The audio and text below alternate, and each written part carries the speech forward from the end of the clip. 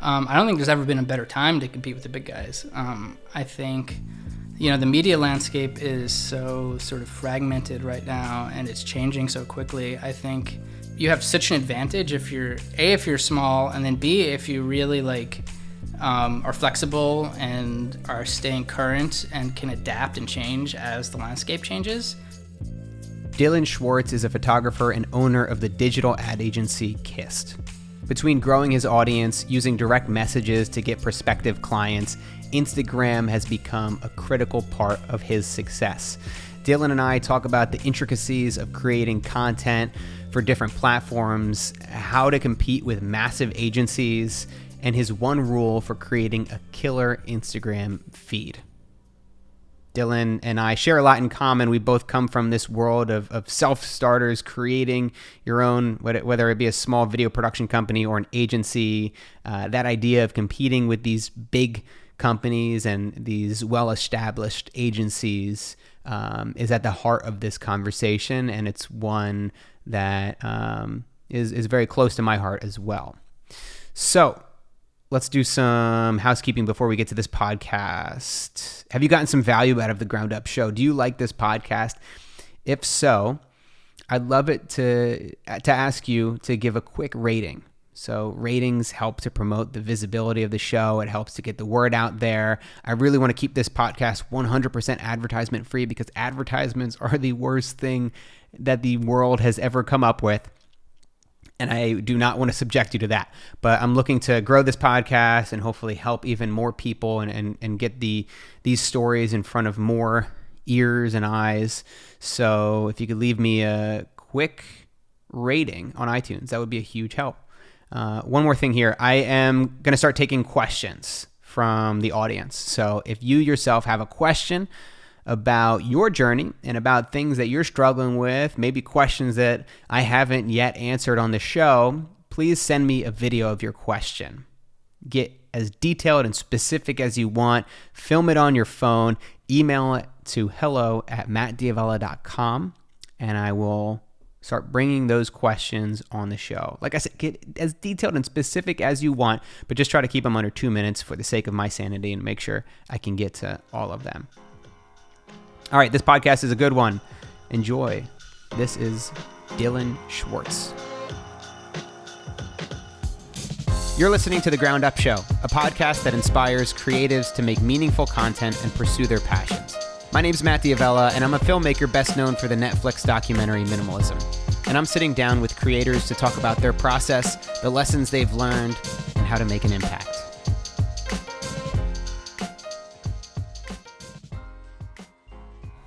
Do you turn off notifications on your phone as well, or do you? Thinking about it. Yeah.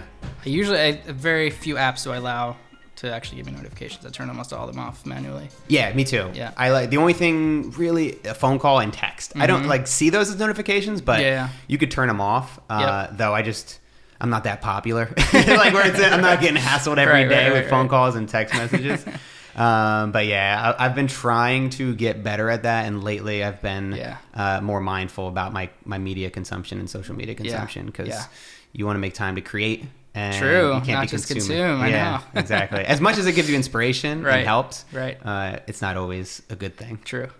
Well, anyway, I guess we just started the show. Thanks for being here. Thanks for being on the show. Thanks for having me. How's your day going so far?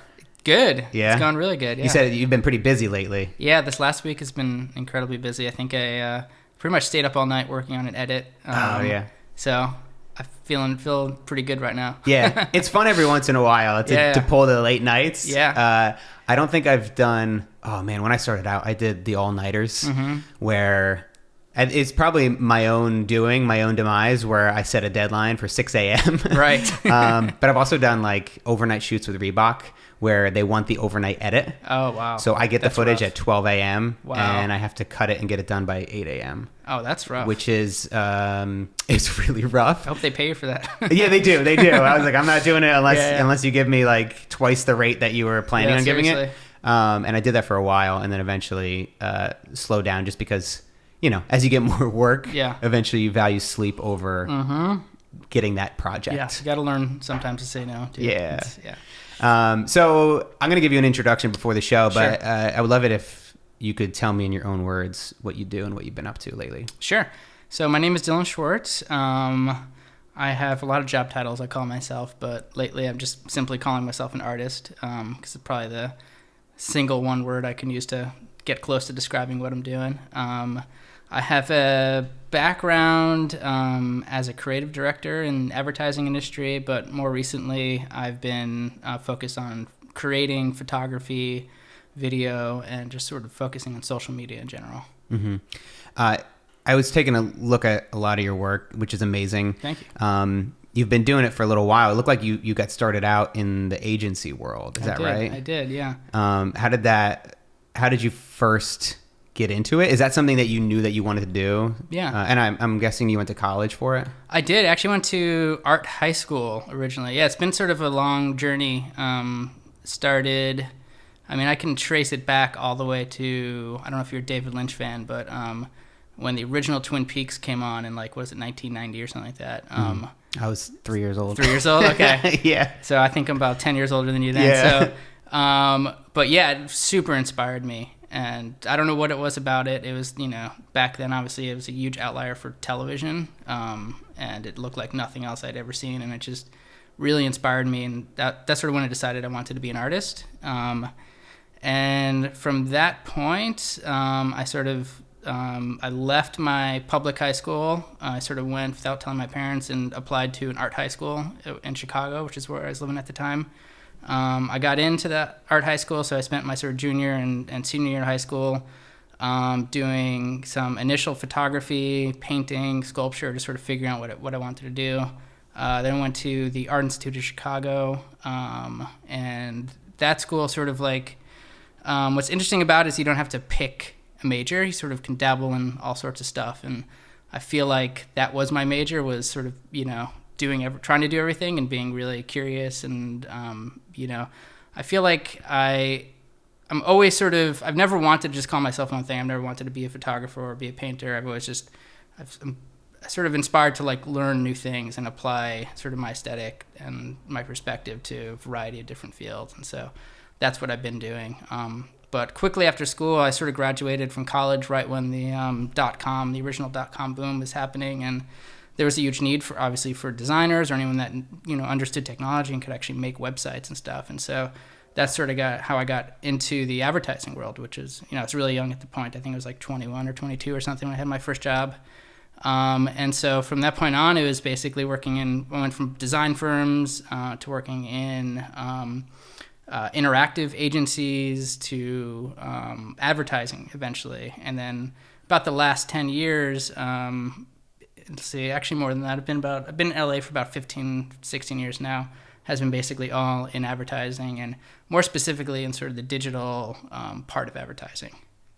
Yeah, it seems like when you were in college and when you graduated, there couldn't have been these small boutiques. And when I say small boutiques, I mean one or two people, kind of solopreneurs who go out there and can market and create for these big brands. Because, well, first of all, you couldn't do it because, the technology wasn't there. We were just talking about these cameras beforehand, and, DSLR cameras obviously didn't exist. The editing systems to cut together these kind of videos were insanely expensive, like $10,000, $20,000. Yeah. So that was kind of the only path. If you were a creative person, you had to work with an ad agency, right? Absolutely. Yeah, it was a very different world back then. I remember I had an internship when I was in college. It was at this company called H-Gun Labs. I don't think they're around anymore, but it was a small production house. And basically, it's the equivalent of what's happening now. Where it was two guys that had graduated from the same school I'd went to, and they started making music videos. And that's about as close as you got, was a small company that was just really creatively focused and making cool music videos. That was kind of the only real thing to apply. If you wanted to be really creative in the media arts, that was kind of the only thing to do in a way. Yeah. But yeah, man, the world has really changed, and it's just like a playground now. It's amazing. Yeah, it is. It opens up so many opportunities. Yeah.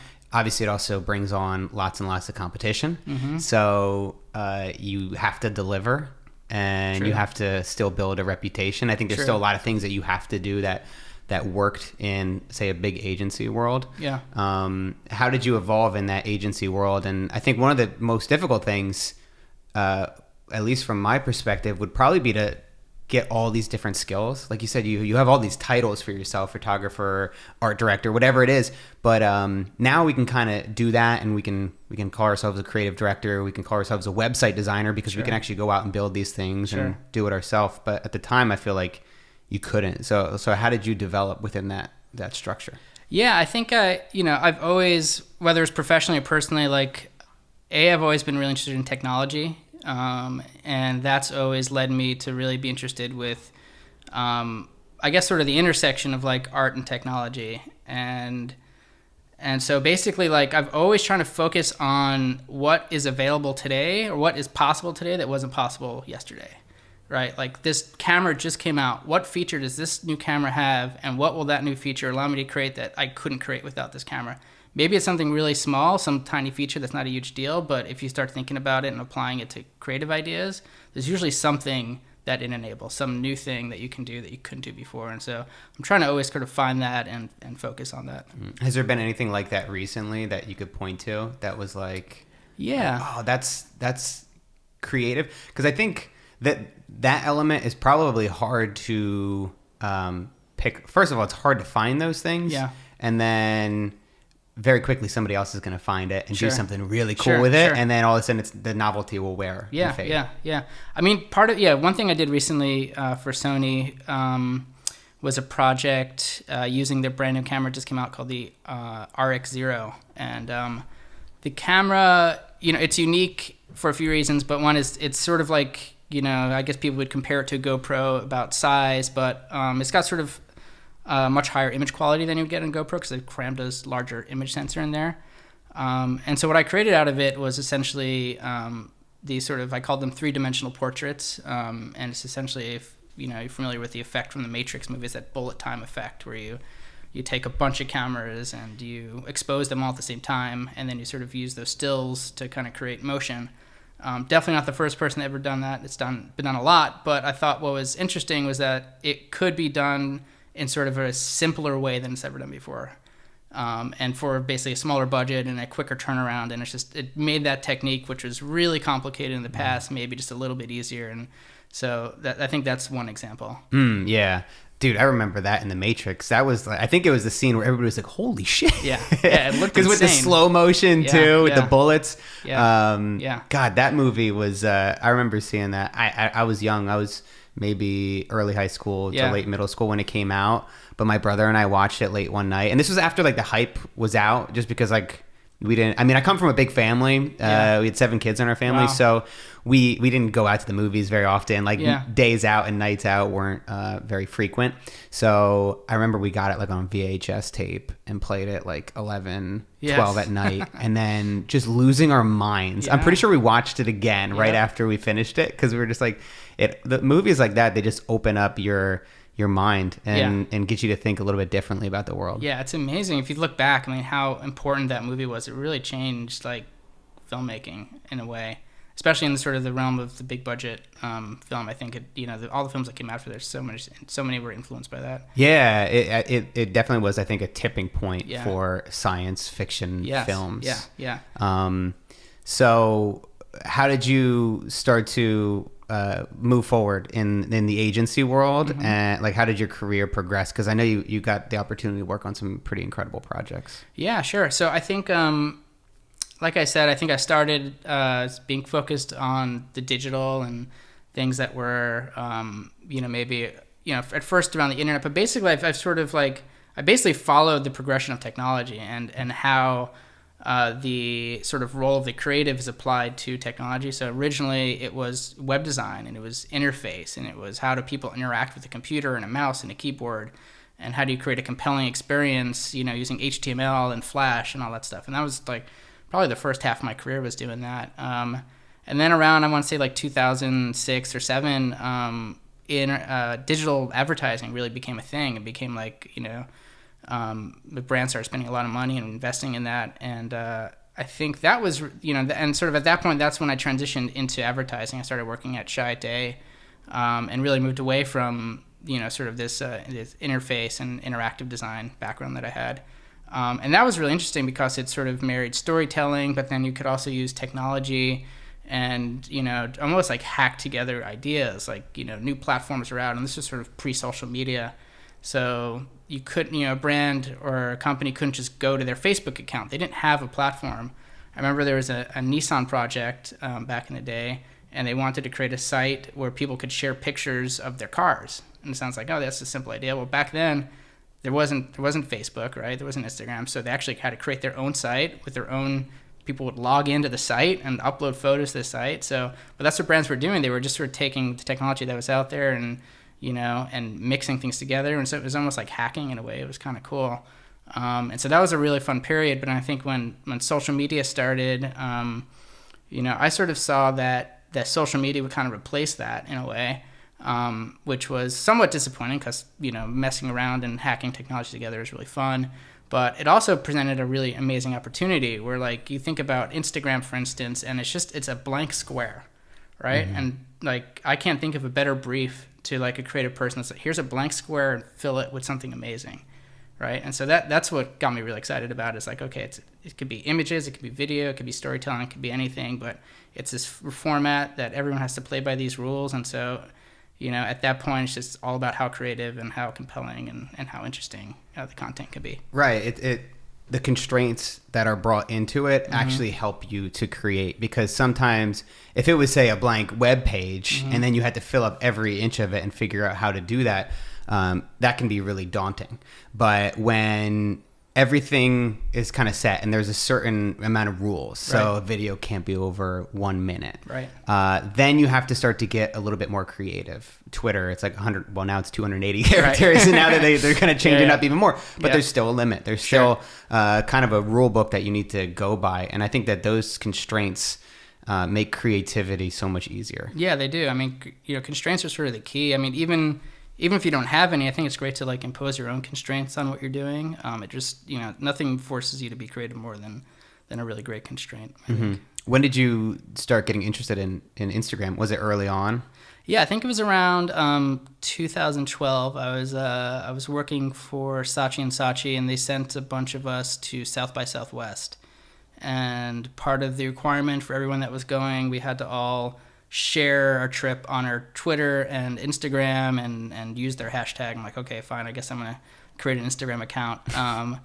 And yeah, my first post is, I think, from the airplane landing in Austin. And, I could probably spend the first 2 or 3 months using it like, everyone else does, pictures of food and, mm-hmm. all that stuff. Yeah. But that's my girlfriend. Nothing but food. Nothing wrong with that. Yeah, no, not at all. Yeah, do what you love.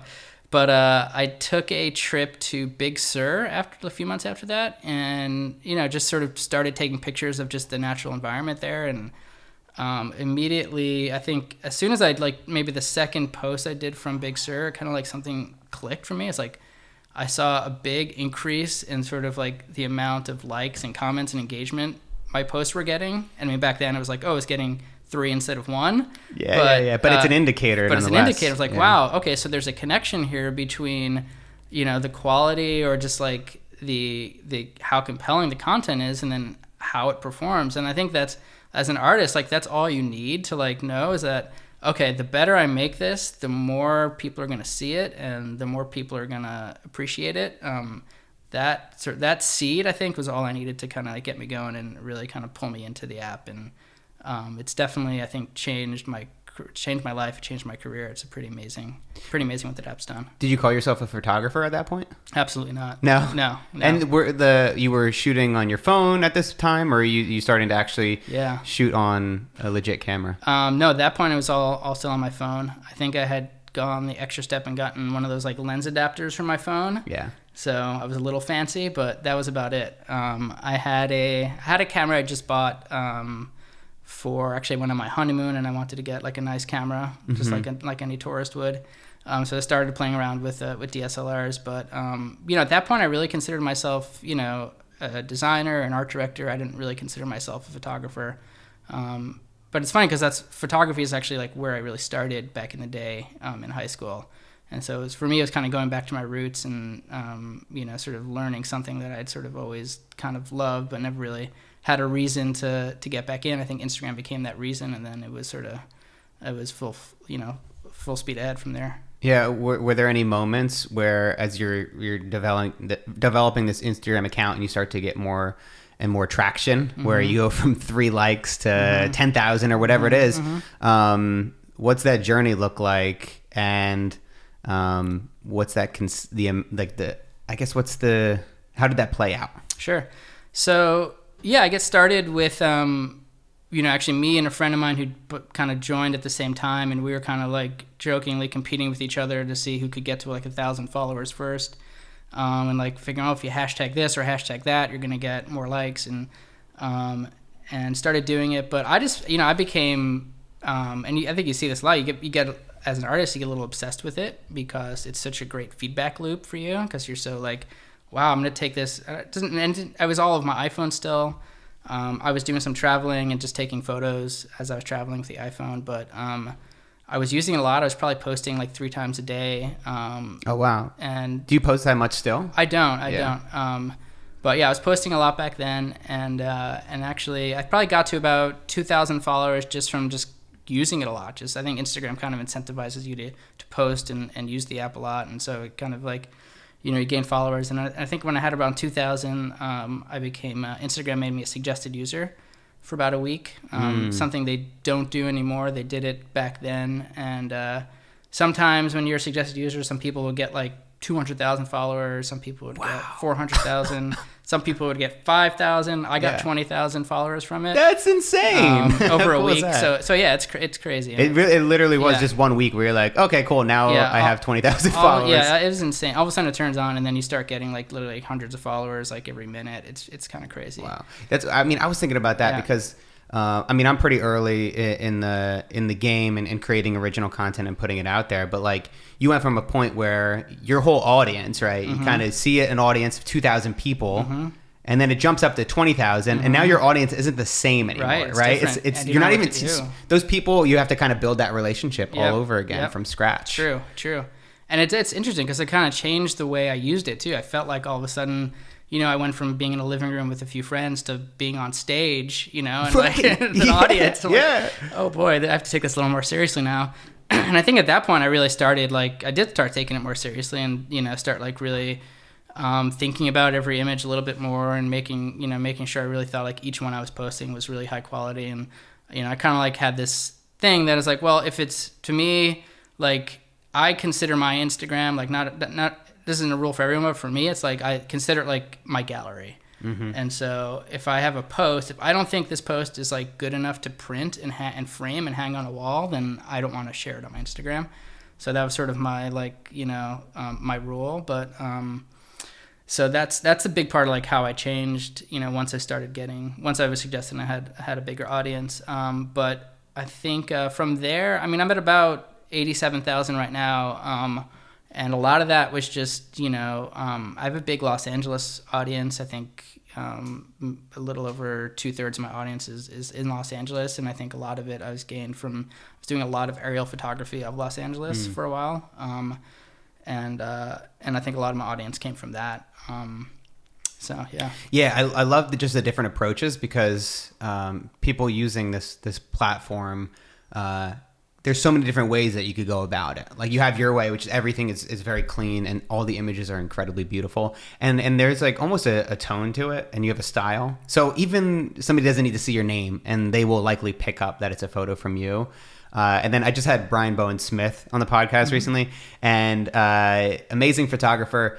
It's just like, it's like his dinner or like just random videos of him and his dog, and his is very personal, and I don't think he ever shows any of his work in it. Sure. And it works for him, and his audience loves that. Absolutely. So it's like you have to find the right approach for you. Yeah. But also, I would say probably do something that you enjoy doing. Absolutely. Because if it becomes a drag, if you start to overthink it, you might not actually enjoy the process as much. Yeah, it's interesting watching, and I know a lot of them friends with a lot of professional photographers who were photographers way before Instagram, and it's interesting to see how professional photographers either like embrace or kind of push away Instagram.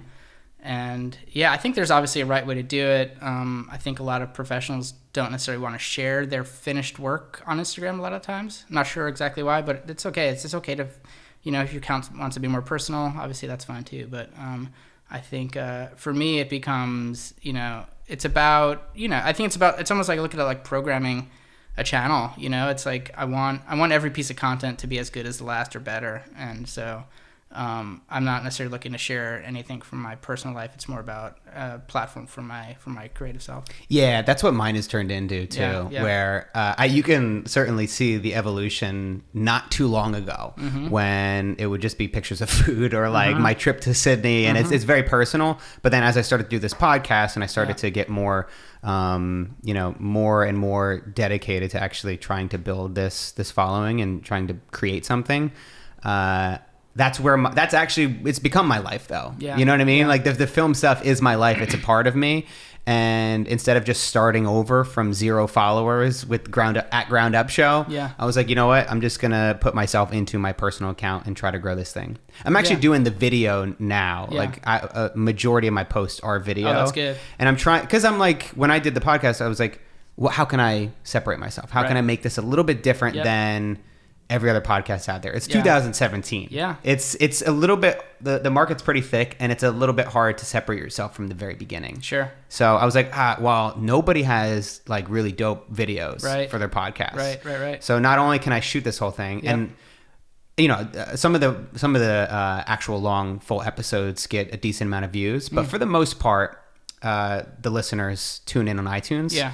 So I don't really create this and shoot these with that thought in mind that like, oh, people are going to watch the full episode. Right. I'm thinking I can cut together 4 to 8 really dope videos that I can share across my accounts that will get people excited. Because to listen to an hour-and-a-half conversation or to watch a 2-hour documentary, you need a trailer first. Sure. You need something that's going to tell you a little bit about what you're going to get. Right. So that was my thought process, and I've been evolving the videos and kind of adding different elements of B-roll and different like quotes up front. Like there's certain things like we were talking about with the constraints that you have to keep in mind, where now a lot of the ones I start out with like a quote with the person on the white backdrop. Right. So I'm like, okay, that's probably going to catch somebody's attention. And if I can get them with that quote, because they're not hearing the music or the sound, then they can unclick the audio and then the rest of the teaser will play. Yeah. It's time consuming, but it's well, it's what you have to do. Yeah. I think, to think about, and this is what, just coming from, the agency not too long ago, like everything you do now for a brand, like you have to create content for, 10 different formats, 10 different platforms, right? So it's almost like you can't look at it as like a commercial shoot or a print shoot. You just, everything is I always look at it as like a content event, right? And so you're creating this, whatever it is, a scene or whatever, and then you have to figure out how to create all of this content and all of these different formats out of that one sort of event. And so if this is an event, you're going to create, content for Twitter, content for Instagram, content for YouTube, content for the movie theater, whatever it is. Yeah. But it has to accommodate everything. Yeah. For like obviously a big team and an agency, it's certainly easier. I had Billy Disney, who he does video content for The Outline, like an amazing online publication. Yeah. And when they first started out, he actually recorded all of their videos. I think they were using Sony's, but they would shoot their videos vertically. Genius. Yeah. And like they would do the interviews like that, so it was a full profile. Yeah. Both for Instagram stories and like Twitter and Instagram itself. Yeah. You could create square videos or vertical videos that looked really dope. Yep. And like he's like, everybody was hitting him up because he knows all the other people in media. Right. And like, how did you do that? Like, how did you go about creating? Because they also shot in 4K. So for YouTube, they could crop it down to be wide screen. Yep. So. But he's like, they only had a team of like 6 people. So they're like, we had this big, bold idea in the beginning, and eventually maybe we'll get back to it, but it's hard to maintain with such a small team. It is. It's really hard. The whole idea about shooting vertical is something I'm really familiar with. We did a whole big, the last sort of big campaign I worked on before I left and founded my company was all about vertical video. And, basically we had the sort of the brief where it's like, okay, 2017 is the first year where people are going to watch more content on their phones than they do on televisions, right? And what a massive percent of the content you see on your phone is vertical, and all of it should be vertical, honestly, because that's the best format to fill fill your device. Well, yeah, what he was saying though too was that I could be wrong. Like you could correct me if I'm wrong, but like more shorter form content because it's the act of turning the phone. Yeah. So if it's over 2 to 3 minutes, it's long enough that you might be inclined to turn it. But I would probably say most content is ingested very quickly in short bursts. Totally. Yeah. No, that makes sense. Yeah. So I think there's like, there's a huge need to figure out like how do you accommodate for that? Like we were saying earlier, you're trying to create content for all these platforms, and now you also have to create it for different, aspect ratios that are like wildly different. It's really hard to shoot one shot that works in both 9:16 and 16:9.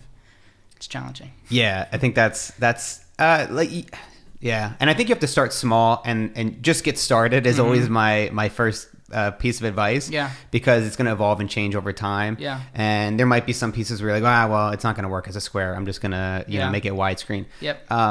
How important are those details to you as now like an independent creator, somebody who's branched off to do your own thing? Do you find those small details to make a big difference?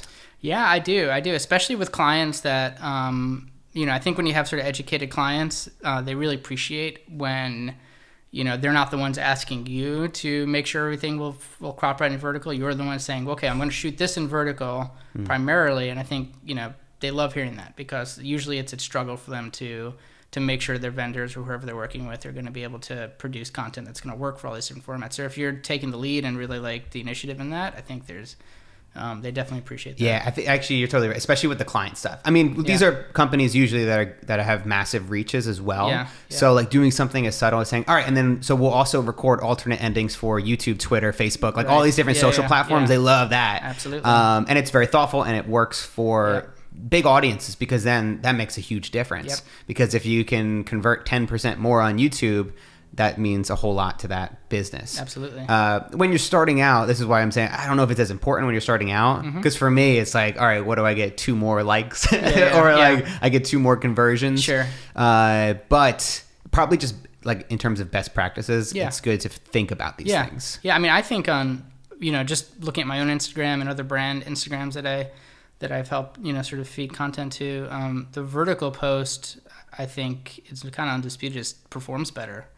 Sort of for, just like talking about in the feed, like full vertical 4x5 vertical, versus even a square versus anything that's horizontal. Your vertical is always going to get, I don't know what percentage, but definitely gets better engagement. Oh, it does. Yeah. Do you do all your photos in that way? Almost. Very, very rarely do I not post a vertical photo. Can you do videos in that? Absolutely.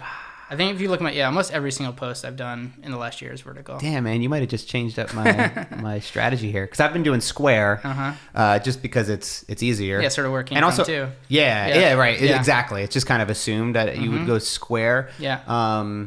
It makes sense just because the phones are such finite screen. Sure. So you have that like 3% extra space on the screen. More real estate. Yeah, more real estate. They're offering you more real estate. You should take it. Yeah. Because I've even been one to post like the really thin widescreen ones, right? Where you're like, shit. Or even the ones where you crop it down even more. People do the anamorphic shit. Yeah. Where you're like, man, is anybody actually going to look at that? Small? Yeah, I know. It would be great if there was a rotate your phone feature on Instagram. Maybe we'll get there one day for videos. But until then, it's so hard to just have people get engrossed in the content, because it's just a matter of pixels, and you're just giving them less information. So fill up, play to the platform, play to the rules that are there right now, and take advantage of it. Yeah, I geek out with this stuff. Yeah. I like it. Like a lot of, people. The best advice is obviously focus on the craft, focus on the story, blah, blah, blah. Yeah. And that's amazing advice. And I say that all the time. Yeah. If you make a shitty video, but it's in, that 4x5 aspect ratio, nobody's going to watch it. It's not going to get traction. And it's not going to be effective. Yeah. Let's just say that's obvious, right? That's guaranteed. So it's like, all right, what are the details that we can tweak to actually make the experience better and also gain the most traction? Yeah. Yeah. When I'm curious about like this, we were talking earlier about just social media and kind of how it's easy to get overwhelmed. Yeah. So somebody like yourself who has a big following, who's you need to be developing and pushing out content frequently. Do you use any apps like Buffer to kind of create that flow and schedule posts?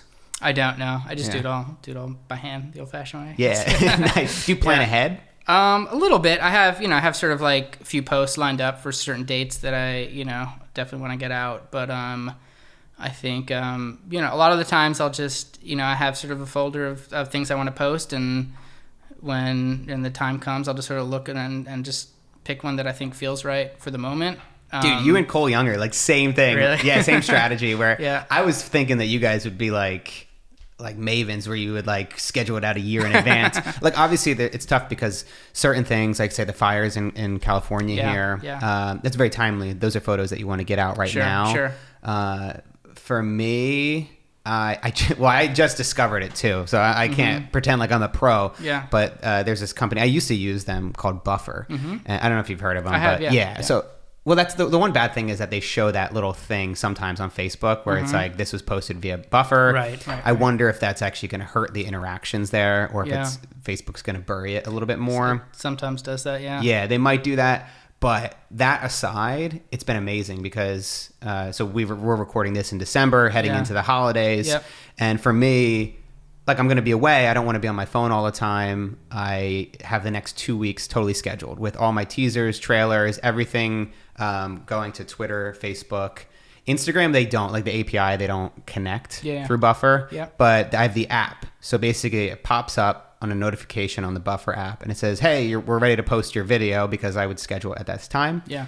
And then it opens up the video. It actually like stores the video, which is great because it actually takes that step from downloading. I used to have to send the videos to Dropbox on Drop. I don't know what you did, but then take Dropbox and then save it to my phone. Yep, and then upload it. Yeah. But now with Buffer, could be like the best thing for it, is that like you can upload it on your desktop to the Buffer app. Yeah. And then that push notification sends it, and then it says open this in Instagram. Oh, so it goes right into Instagram, that's cool. and it also copies the clip on the clipboard. The message I said. So you can just paste it right in. Oh, yeah. That's cool. It's because, like, with Instagram, I would always wait till the day of, and I'd be clicking away with my thumbs, and, like, you can't, it's hard to write a long post on Instagram because you have to kind of scroll up to see it. Yep. So that, to me alone, was like, oh, okay, cool. And because I want to be more mindful about my use of social media. Sure. And if I'm always accessible to it, if I'm always able to plug into it, I feel like I will take it too far. Sure. And I will just be on Instagram for the next hour. So it's like a nice gate for you to make sure you're not, Exactly. Yeah. So I was actually thinking about that. I was like, shit, man, I would, I don't know if you have any rules like this, but I wanted to experiment with it at least for the next couple of weeks and say, all right, I'm only going to use social media once a day. Check email once a day. Yeah. And so I was doing that where I'll set an alarm at 7 a.m. I'll do all my social media posts. I'll comment and respond to people. Yeah. And then just shut it off. I don't know. Maybe I just have a terrible addiction, and I'm like I go too far with it. But I don't know if you feel that pull as well. Yeah, I definitely have an addiction. I don't know if I've ever tried to like curtail it though. But that would be a good strategy. Yeah. When I get to that point, Dude, I'm like I'm an on and off switch. Like I don't think that I have the capability of even checking twice a day. Right. I think if I did twice a day, it would be over. Yeah. But if I just say once a day, it's really simple. It's really clear. Yeah. I even like hide all my apps in like a far away corner of my phone. Yeah, I've done that too. I've hidden apps that I don't want to use anymore. But then you just go back to it. You all of a sudden you just find yourself halfway through. Click. There was a point I had Facebook like in the bottom of my phone was like Instagram, Twitter, Snapchat, Facebook. And I just found myself checking Facebook too much. They were like really tricky with how they like have your notifications and the little little red circle on there. Oh my God, I just like a drug. I found myself in it. I'm like, I don't even enjoy this. Like, so I hit it on another screen, and now I find myself like when I need it, I go to it, but I'm never like just drawn to it, Yeah. Dude, I do that on the desktop. I don't know if you do it. Like first thing you open up Google Chrome or whatever your browser is, and you go Fate and then enter. Where like, in the browser, like Fate, enter, Twit, enter, and then you just like you hit the usual suspects. Right. The worst thing for me now is I'm using Instagram is actually doing a lot of business through Instagram, like communicating with people through DMs, and there's a lot of times I have to open up Instagram to do work, right? And I find myself constantly, I'll open up Instagram to go do something, go DM something, and then like 10 minutes later, I'm watching stories. I'm like, wait, what was I doing? Yeah, dude, it happens to me all the time. Yeah. And I think so. Actually, I'm getting into a book called Deep Work now, which is really good. I highly recommend it for anybody. Becca Shern, who was on the podcast, recommended it. Oh, cool. is by a guy named Cal Newport, and it's all about focus and how like deep work is where we create our art. It's where we learn the best, and it's necessary to create the best art and the best work that you can. Wow. And like kind of just citing all these examples from people throughout history that have used this practice, and even today that use it. So. And basically the enemy of deep work is distractions. And even if it's like one time, and it's never just one time, one thing, where you get distracted in these apps, it pulls you away from that deep work and it diminishes the actual work you're doing. Yeah, I could see that. So, I mean, I'm sure you, like when you get into a project, and what do they call it? Like flow or whatever, that state where you're just like, you're not even thinking, you're just doing the work and you're feeling inspired and you don't even want to check out the distractions. But obviously everybody gets fatigued after a little while where you lose some willpower. There's definitely something to that. I mean, looking at myself, but even just looking at like, I feel like that truth is sort of like ingrained into the process of advertising too, like sort of unknowingly. And this is like, I think this is something that's true with every agency I've ever worked at, every team I've ever been on, where like you have a pitch or just some really important meeting or something. It's like 90% of the work happens the night before the meeting. Like, always, every single time, no matter what, no matter how far in advance you plan, no matter how you try to work against that, that's just how it works. And I think there's something to that. It's because I think you get into that zone. I think after whatever, 8 p.m., 10 p.m., people stop sending you emails, you stop getting calls, the world goes to sleep, right? And then it's just you and trying to solve the problem. So it's like you're more free of distractions, but also something about getting into that, like, something about, I don't want to say being tired, but just something about being in that like beta state or whatever it is. I don't know much about how that works, but like, I feel like I do my best work like late at night, when everyone else is sleeping, and I can just focus and like actually get stuff done. And I don't know what that is, and maybe that book has the answer to it. You should check it out. There's definitely a truth there. I think it's also like everybody works a little bit differently. For me, I used to be more of a night person and get my work done at night and go to bed really late. But lately I've been developing an early morning routine. But I know people like you on both spectrums, people that like their best work is done at night, best work is done in the morning or in the afternoon. But it's kind of being aware of that is really important, because then you're not going to feel so guilty if you go through the day without getting anything major done. To where you can, you know that you can still create the work that you need to make. Yeah, absolutely. In the so you've worked on a couple amazing projects I was looking at on your website. I'd love to talk about, including getting a Cannes Lion. Which I didn't even know what that was, but my girlfriend's in advertising. Oh, cool. And she it's definitely one of those lifetime goals that she's striving for. You want to describe what that is? What does it mean to get a Cannes Lion? Yeah, so I mean, there's so many awards they give out for advertising, but the Cannes Lion is sort of like the... Yeah, is it Cannes or Cannes? I don't even know. I don't know either. I go back and forth. Potato. But it's sort of, it's the one, obviously, everyone wants to get us for the most, I don't know what you'd call it. Prestigious, maybe. That's the word. It was actually, like I said earlier, like I'd come from the digital side of advertising, and actually my very first TV spot I ever got to make was the one I got the line for. Was that the Gas Runs Everything? It was, yeah. What? I just watched it this morning. Oh, you did? Oh, cool. It's incredible. Cool, thanks. Yeah, it's such a clever idea, and the execution was killer on that. Thanks. Like everything, like the props in it. It was pretty awesome. I mean, we had and this is the thing with working in advertising too. I was one person on a massive team, so I gotta immediately just give credit to so many other people that worked on it. Dante Ariola was the director on that.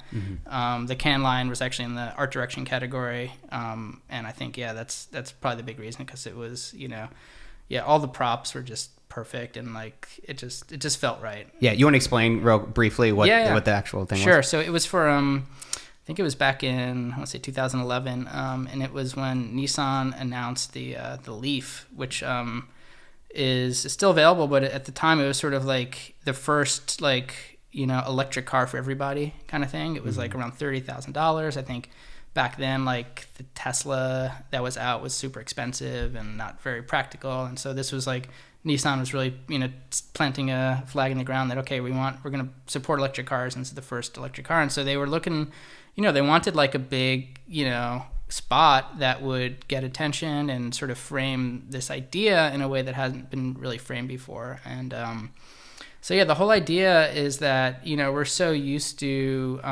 the idea of an electric car felt so foreign to people.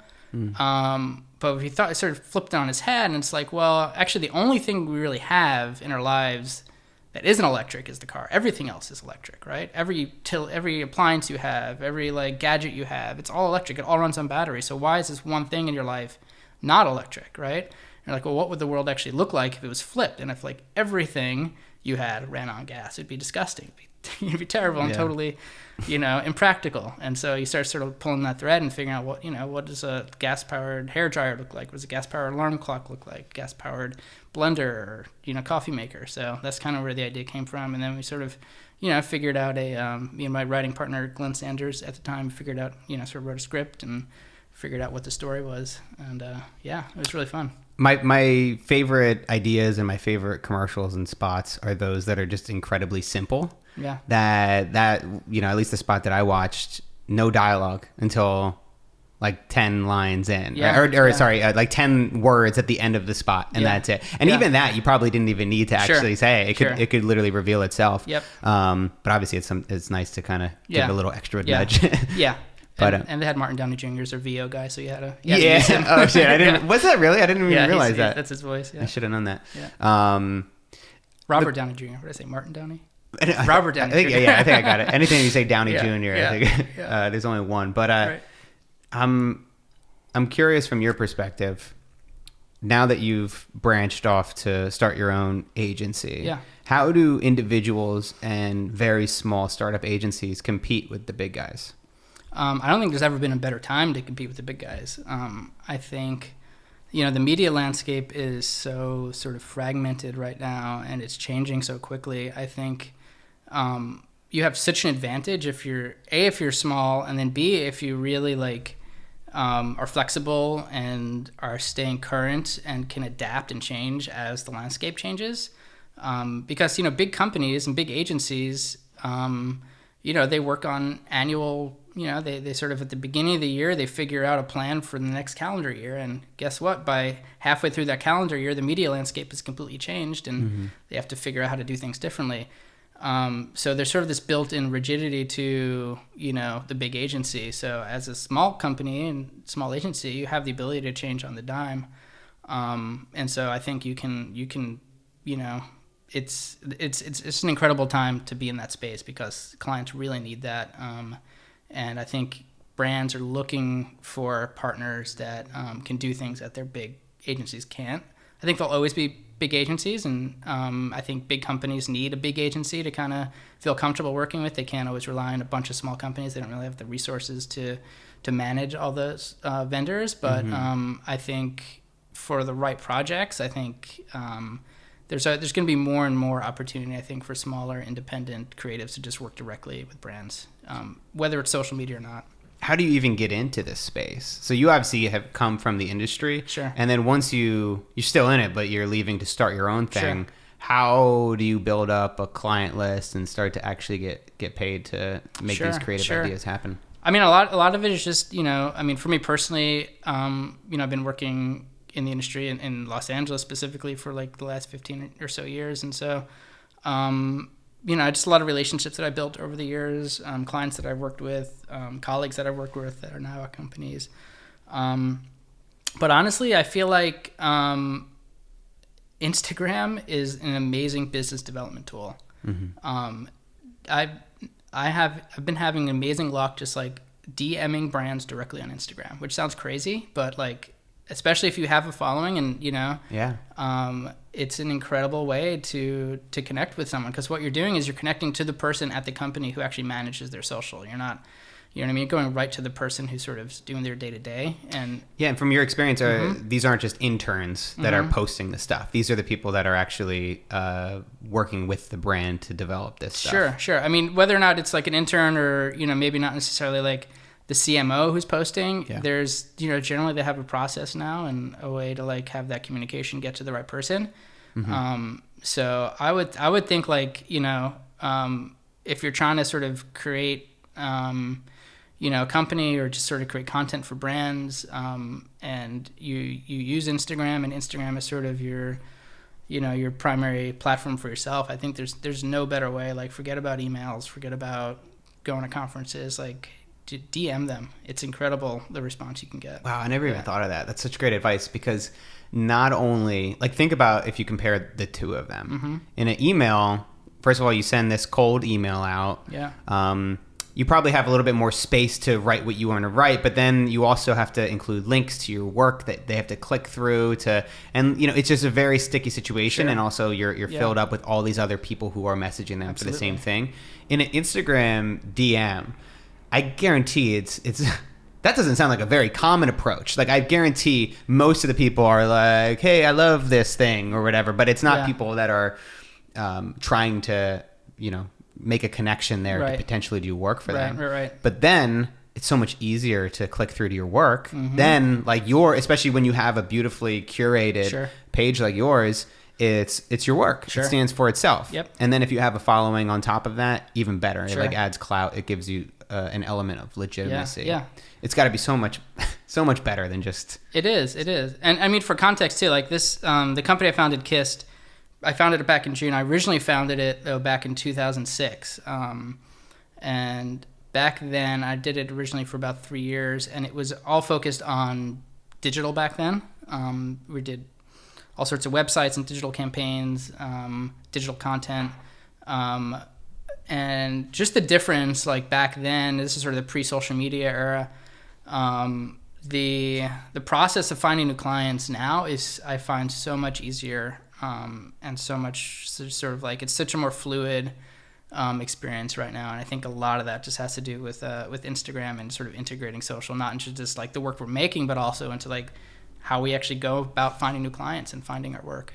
Do most people? The one thing that I would say, which is probably tough, and why I don't always reach out to people through Instagram, I think I reached out to you over email. The reason being, when you direct message somebody on Instagram when they don't follow you, it's just that little thing in the corner that says like 1 request or 20 requests, however many people message you. Do you find that most people who are active on Instagram, that they will actually go through those and look at them? Yeah, I mean, speaking for myself, I'm always checking those because there's interesting stuff in there. There's brands reaching out to me, or there's other artists or just people to work with. So I made it a practice to always check those. I'm sure not everyone does. I'm sure massive accounts can get overwhelming, but I think especially in the last few updates, I think they've really improved the DM too, which is another reason why I'm kind of advocating using it more. I think when Instagram first came out with the DM, it was pretty rough and not super functional. But it's much improved, and it feels like a real like communication platform now that you can kind of rely on. Yeah, I think like some of this advice will get dated as soon as like the next update comes through.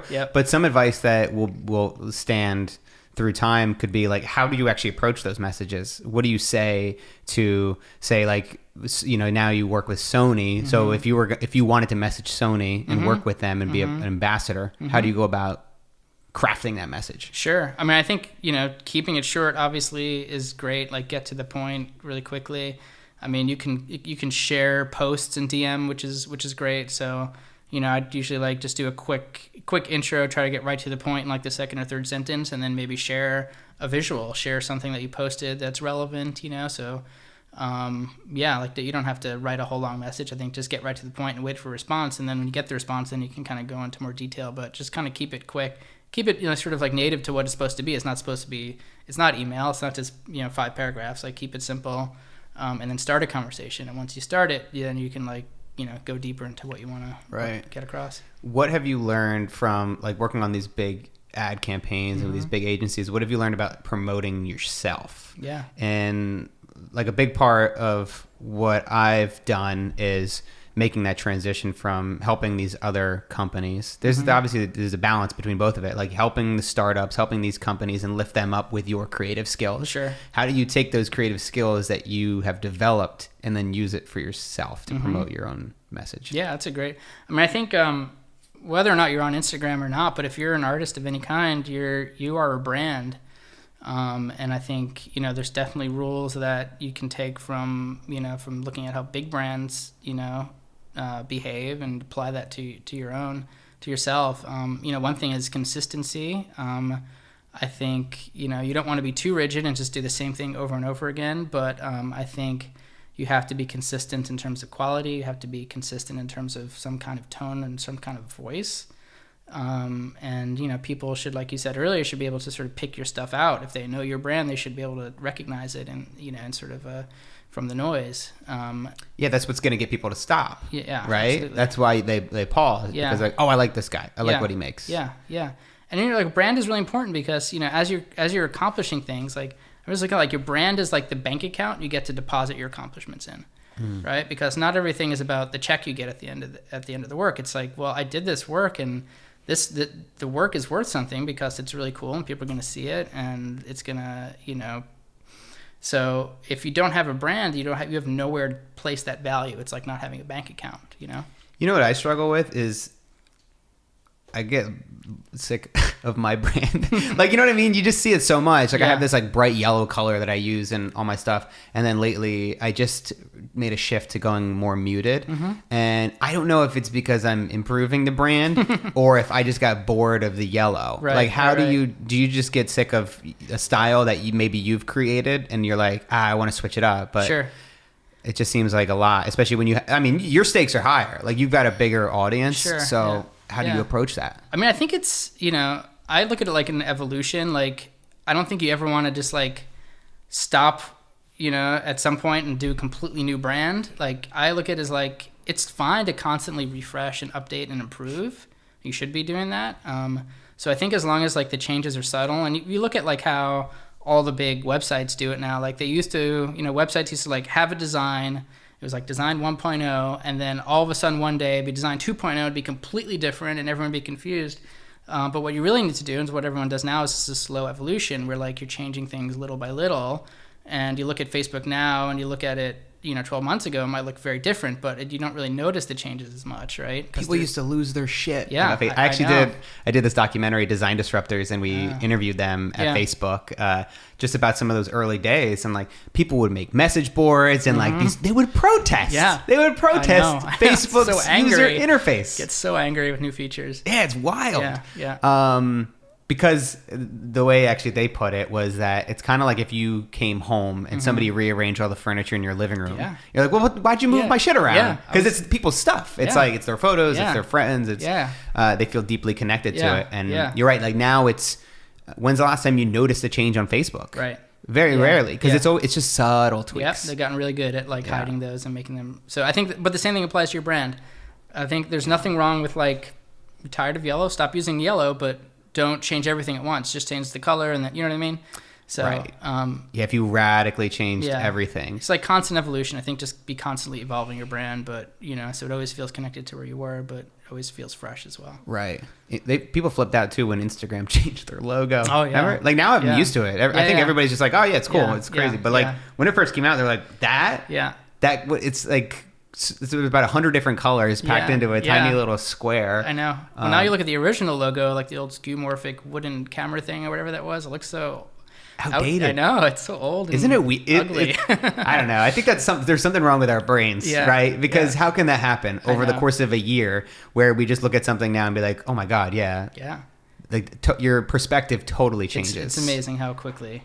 Yeah. You just. So that's actually probably a good lesson for people who want to switch up their brand and change something. Is that, if you keep moving forward, as long as I think if Instagram changed their logo once a month for an entire year, people would just get fed up with it, and you're kind of lose that connection. Yep. But if you just make one change and then you stick with that and see how that works for an extended period of time, that's probably the best advice for making those changes. Yeah.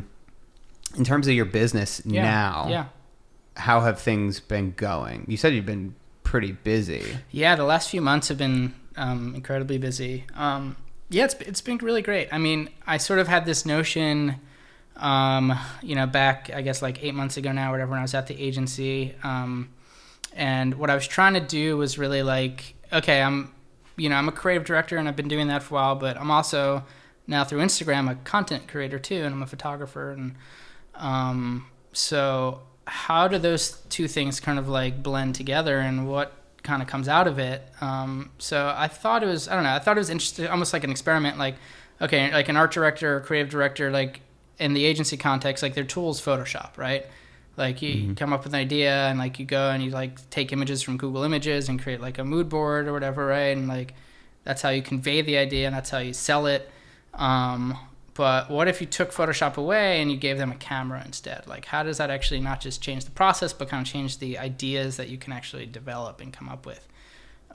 So my idea was like, well, if you do that, like you're in a lot of ways, you're flipping the paradigm on its head a little bit. And so I just had this theory, like, well, I guess like, if I went off on my own and did that, like, I feel like I could do things that maybe would require like an entire company to do, and I could just do myself.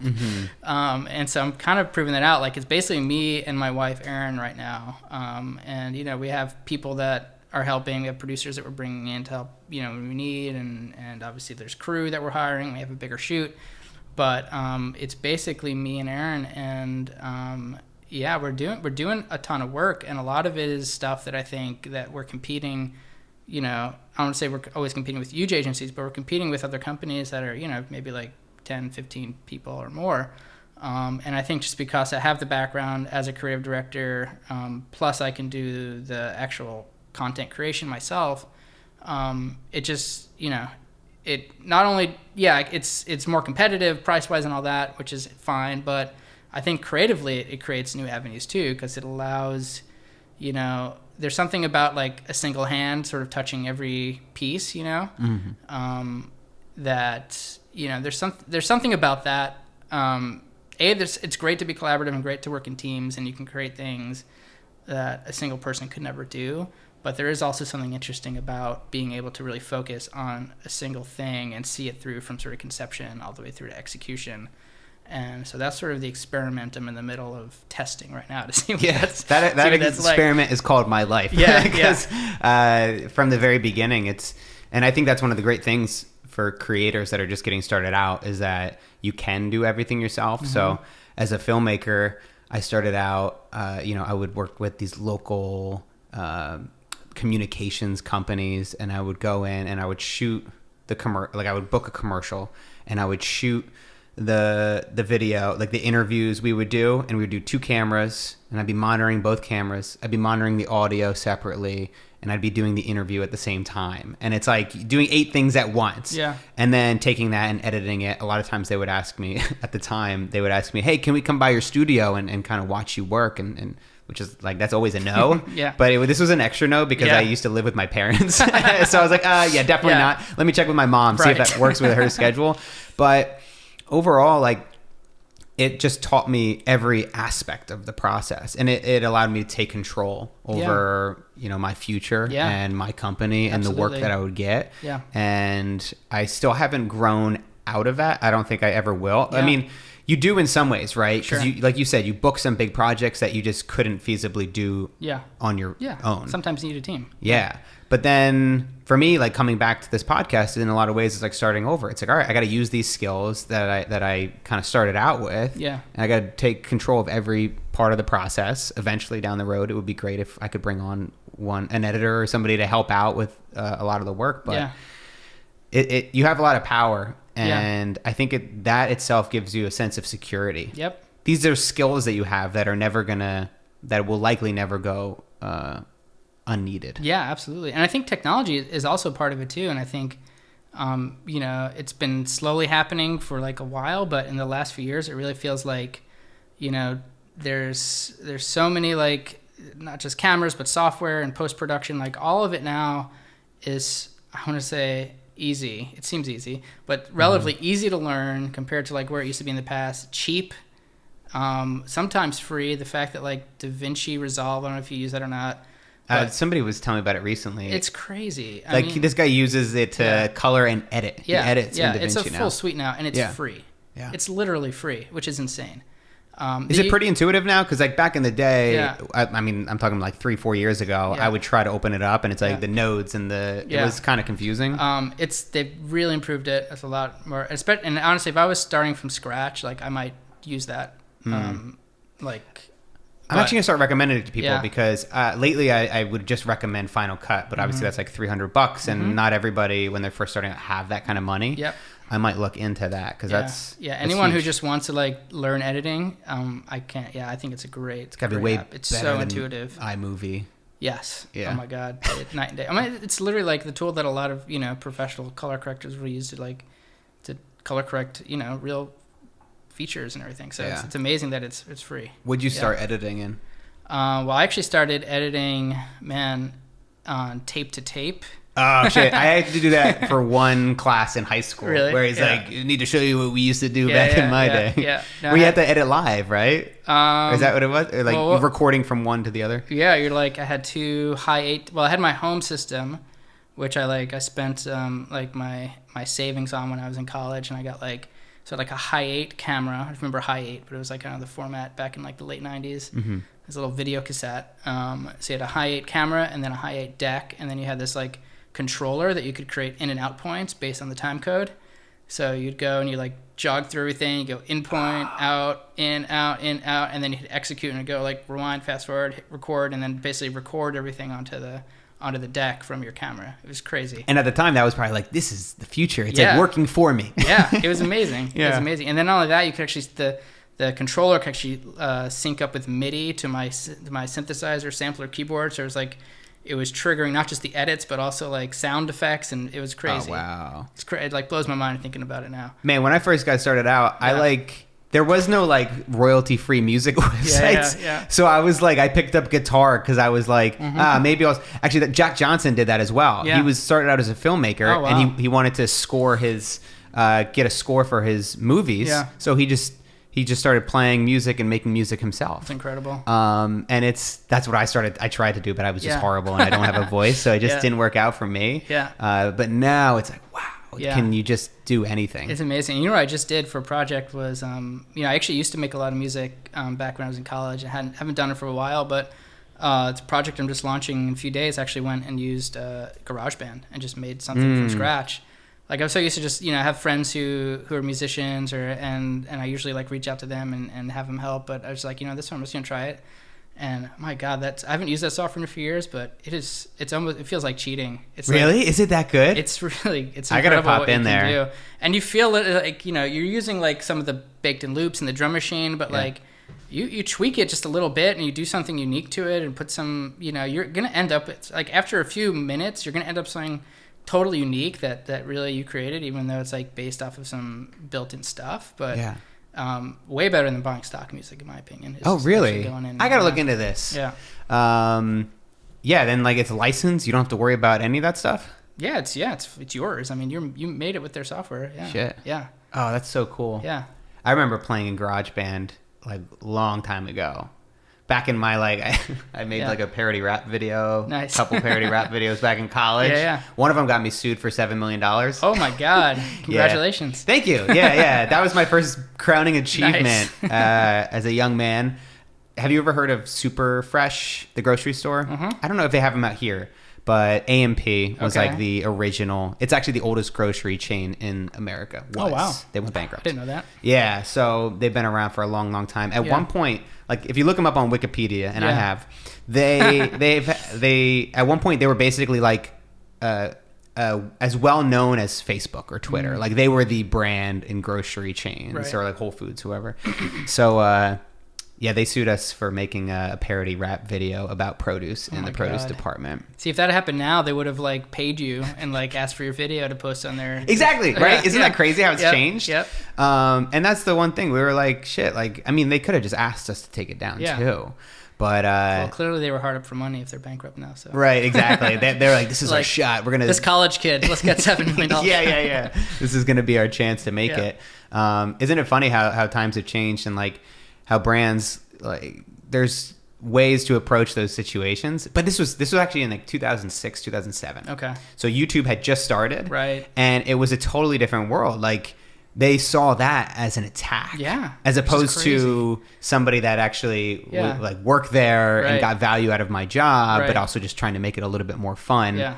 Well, it was like filming in the store. Right. Like they were upset that, we didn't get permission or whatever. And it's like, People film everywhere. You're not stopping somebody from filming in a grocery store. Yeah. People have made like entire films in IKEA. It's crazy. Like it's incredible what people have Yep. done. Yeah. And now brands have to just get used to it. Yeah. Well, now that everyone has an iPhone or a smartphone in their pocket with an amazing camera, it's like anyone that tries to stop people from photographing anything, it's just a losing battle. Yeah. No matter what it is, like it's just Yeah. Now everybody. Yeah. I mean, shit. We're gonna. The Google Glass didn't work out yet. Yeah. But eventually, I mean, it's gonna. Sure. I mean, it'll likely wearable be cameras. Yeah. Yeah, it'll be Eventually. integrated Yeah. pretty seamlessly. Yeah.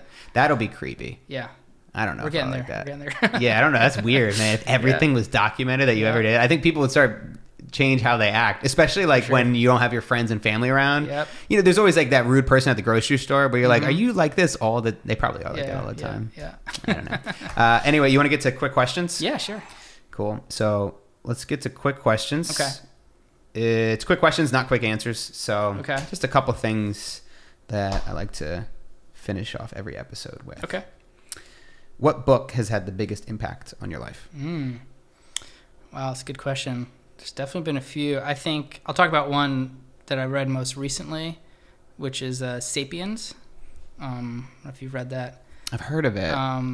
It's an awesome book. I mean, there's definitely like books more than anything I think have the ability to kind of change the way I see the world. And I think I read this one about 6 months ago or something, and it definitely changed the way I saw the world, which is rare that a book can do that. But I think it's really fascinating. He kind of fuses like history and just anthropology and just all these different like arts and science together and creates a sort of worldview, which is pretty amazing.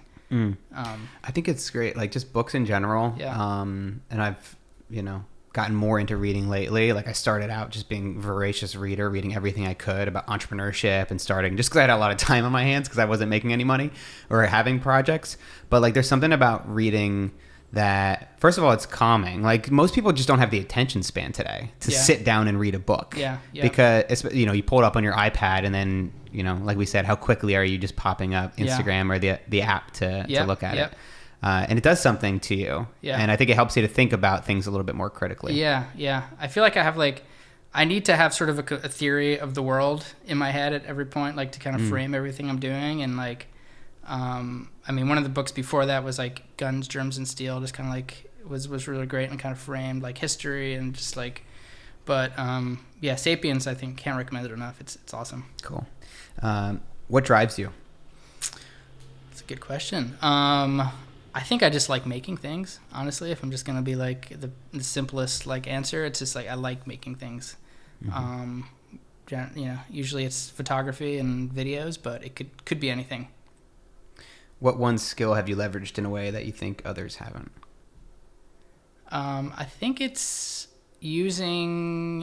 understanding technology. So I guess it'd be the skill of like, I wouldn't say I'm a technologist. I know there's people who understand technology way more than I do and code, but I think as a photographer, an artist, or a creative, trying to understand how things work can really give you an advantage in the creative arts. When are you happiest? I think I'm happiest when I have a hard drive full of unedited material that I can sit down and start working on. Oh, that's great. I love that. Yeah, for me, it's like when I'm in the middle of an edit. Yeah. When you start seeing the light. Yeah, like when things start to drop into place and the puzzle starts to fit. Yeah. I hate when I finish a project. Right. Finishing a project is like the worst. Like there's like obviously you have like that rush, that good feeling. But you always, I don't know. There's nothing more fulfilling than actually being in the moment of a project. That's true. What's the simplest advice that you think is the most important to follow?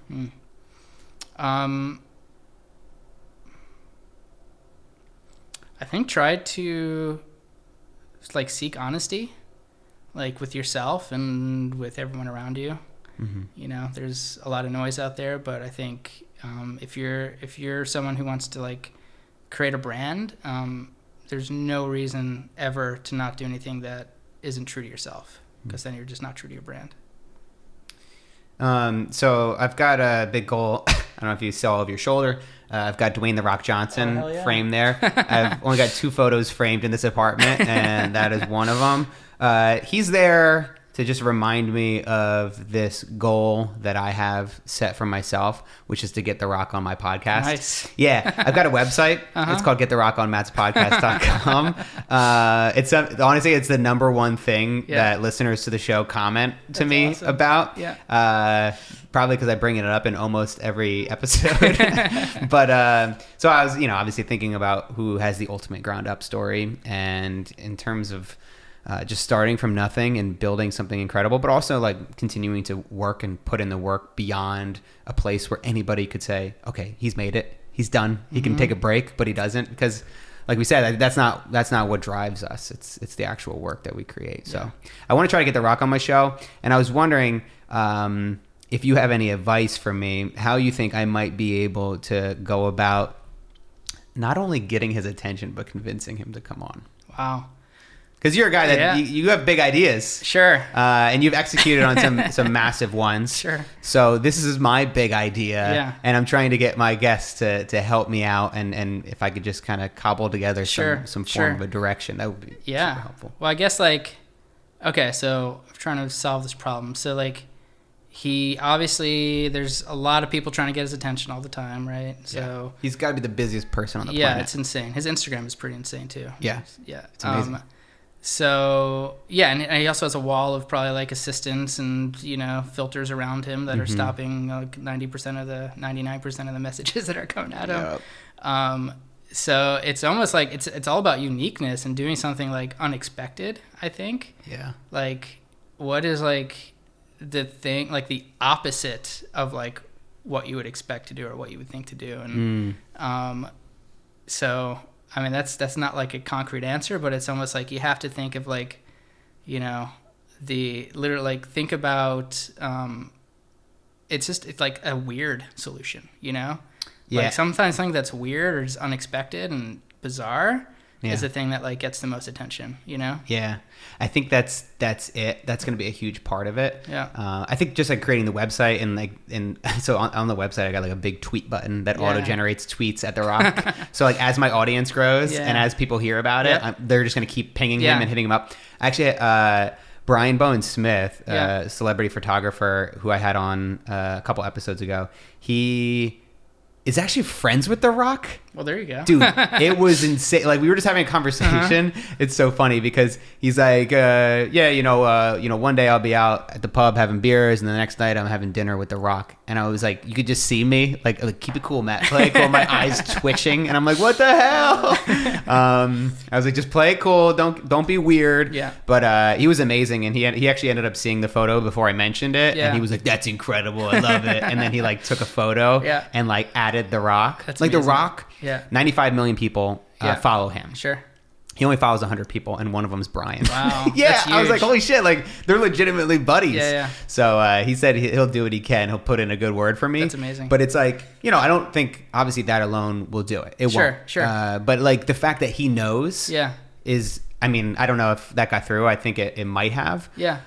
That could be... Yeah. That's the first spark to get it rolling. Plus something else. If you have that, you have a vehicle for delivery. Yeah. So what are you going to deliver? So it's what's the thing that you can make for him or do, or that picture, make a giant crop circle of that picture somewhere in Ohio or something. How do you? Yeah, see, that's what I need. Yeah, there you These go. are the ideas I need. Something you can see from space.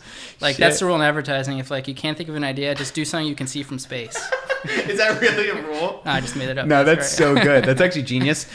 Shit. Because I've been thinking of clever video ideas. It's trying to take in. Yeah. I was going to do Eat the Rock's diet for 30 days because somebody had actually done that and gotten his attention. So I had a call with the guy and kind of picked his brain. Yeah. Though I weigh 100 pounds less than The Rock. So I'm might die. Right. You might just run out of, Yeah, I might run out of life. So I was I'm just trying to think of different clever things I can do, but also making the experience fun. Sure. If I can make The Rock laugh, if I can get something that kind of gets his attention, I think that will be a catalyst for making this happen. Yeah. Good luck. Cool. Thanks, man. I appreciate that. I have to put it out there. I just have to keep putting it out there, You and then do. eventually something will click. Yeah. All right, so 2 more questions to finish things up here. What one thing should people watch, listen to, or read before they go to bed tonight? Okay. Well, because I brought it up earlier, and I'm a huge fan of David Lynch. they just came out with, I don't know if you know, like the basically season 3, I guess, of Twin Peaks, 25 I heard years that later. they were working on it, yeah. And I mean, you kind of need to be like a fan to appreciate it on some level, but it may be like at the same time the strangest and slowest season of television ever created, but also for me, and I know for a lot of other people, just the most enjoyable ever. Like, I think TV, I mean, obviously there's, TV is in a completely different place now than it's ever been, but what he was able to do is just, he created something that is unlike anything that anyone's ever created. It's amazing. I think if you take the time to like dig into it and like... You should really start from the beginning, right? You kind of have to. Yeah. You kind of have to. To really appreciate it. So yeah, that's a lot to watch before you go to bed tonight. Get started. They could get started on it though. It's awesome. Yeah, that's great, man. And lastly, how can people connect with you online? Sure. I mean, I'll say DM me on Instagram. I'm going to be true to what I said earlier. I think that's the best way. At Dylan.Schwartz. Dylan.Schwartz. Cool. Yeah. All right. Thank you so much for being on the show. Yeah, my pleasure. It's great to be here. All right. Thanks for listening to The Ground Up Show. As always, your support is encouraging and inspiring, and I appreciate you taking part in this journey with me. I hope you guys are getting some value out of the show. If you are, I'd love it if you head over to iTunes and leave a quick rating. If you do leave that rating, I will give you extended interviews with the producers of Minimalism. So that is the Minimalist, Josh and Ryan, as well as Spire, a media company that helped us put it all together. These are candid and intimate conversations that really dig deep into how we were able to go from nothing to Netflix. So if you take a screenshot of your rating on iTunes and send it to hello@mattdiavella.com, that's HELLO at MATTDAV as in Victor, ELLA.com. God damn it. I wish it wasn't so confusing, but my last name is a little bit hard to spell. It's not really intuitive. There's an apostrophe in there, which isn't in the email. Don't worry about it. I don't want to confuse you. But basically, also, if you go to groundupshow.com, I have like all that information there about halfway down the page. So essentially what I'm trying to get at, send that screenshot of your rating to my email, hello@mattdiavella.com. And I will send you those extended interviews. As simple as that. Pretty easy. Again, thanks for being a part of the journey, and I'll see you guys next week.